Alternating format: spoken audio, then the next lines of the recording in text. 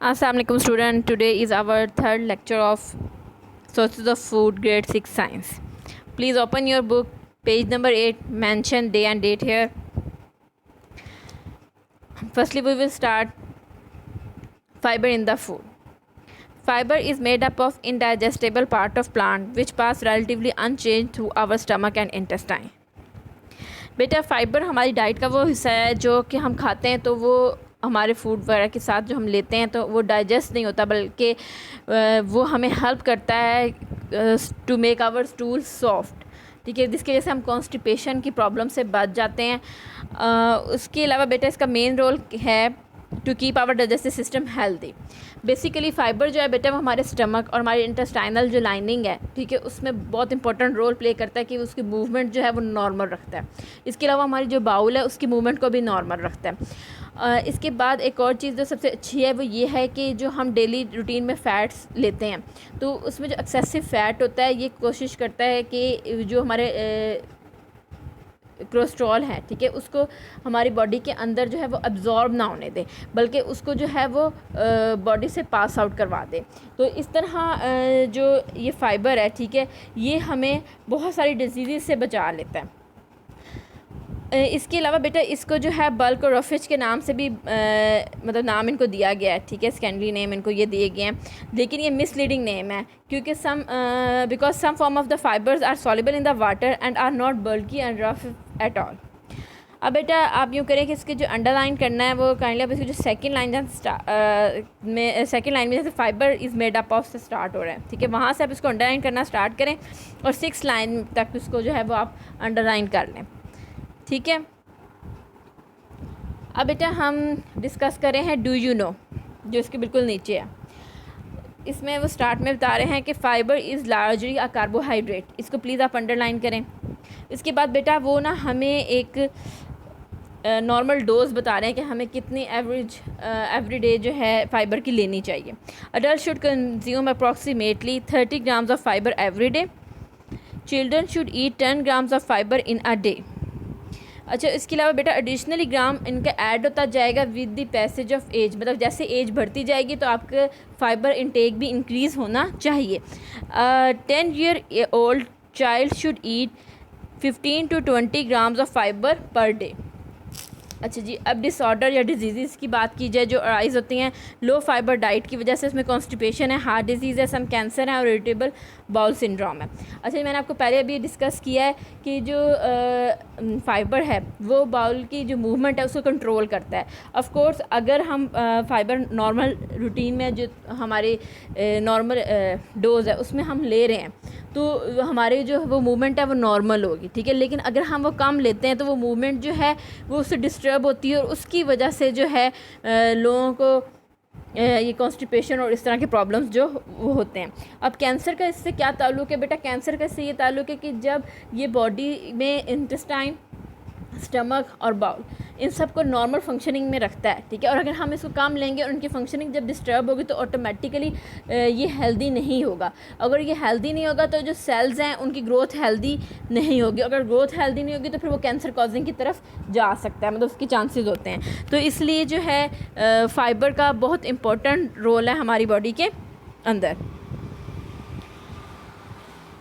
Now बेटा अब हम डिस्कस करेंगे animals as sources of food.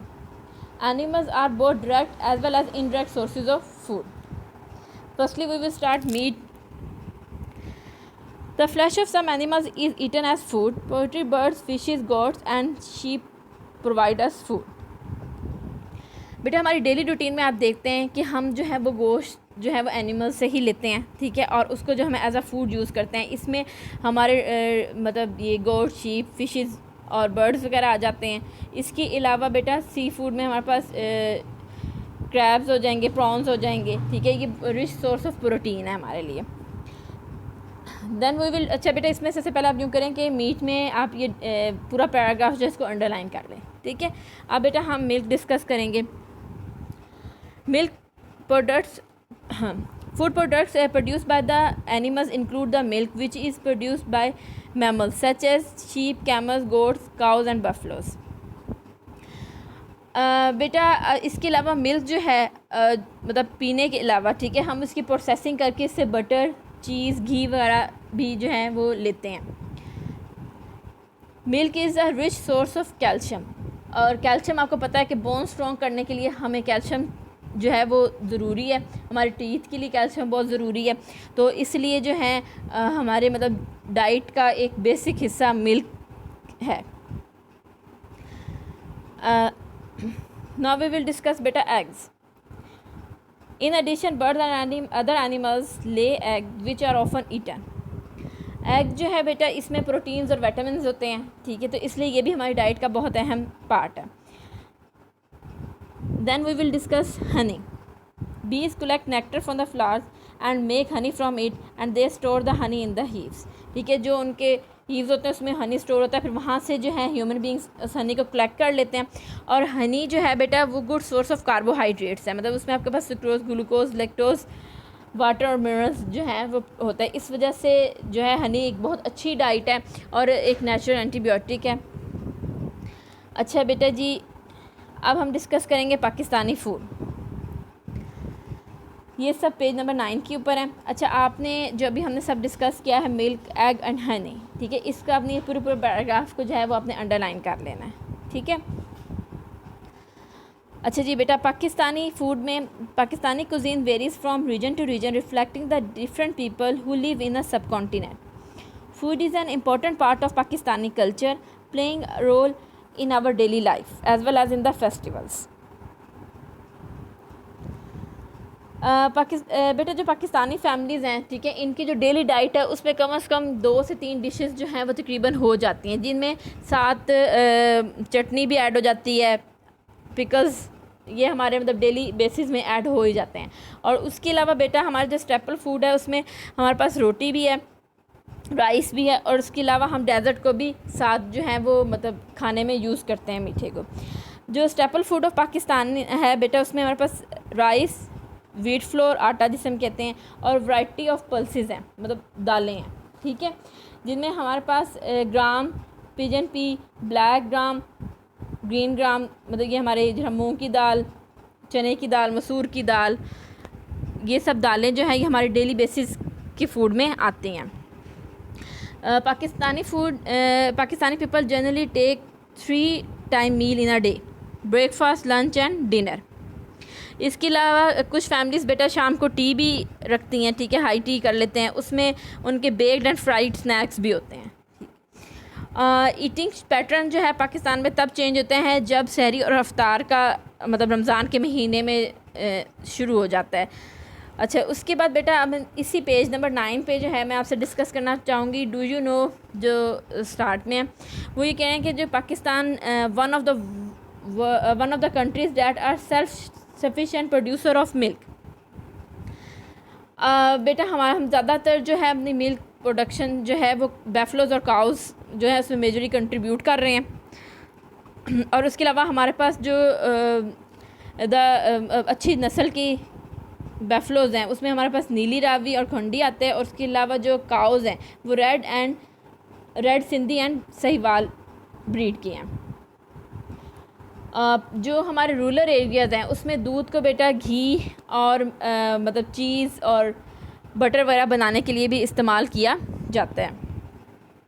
अब हमारा जो नेक्स्ट डू यू नो है बेटा, इसमें बीज़ की बात की गई कि bees use their long tongue like straw to suck the nectar from the flower. They store the nectar in their stomach, honey stomach. Bees have 2 stomachs. One is their regular stomach and the other is the honey stomach which they use to store the honey. ठीक है, अब वो daily जो है 70 milligrams of nectar बेटा store करते हैं. और उसके अलावा बेटा ये है कि आप जो है इसको इसके ये वाला जो पैराग्राफ है ना, इसका जो ये डू यू नो का 1 2 3 4 5 लाइन्स जो हैं, फर्स्ट 5 लाइन्स जो हैं इसको प्लीज़ आप अंडरलाइन कर लें.